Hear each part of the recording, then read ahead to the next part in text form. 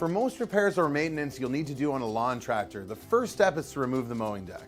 This makes components more accessible and creates more room under the lawn tractor to do repairs and replacements. This video is a generalized guide, but always refer to your owner's manual for your specific model. Step number 1, place the lawn tractor on an even surface. Step number 2, remove all security pins, washers, and linkages connecting the deck to the body, and remove the pin that holds the clutch cable in place. Step number 3, lift the belt off the pulley.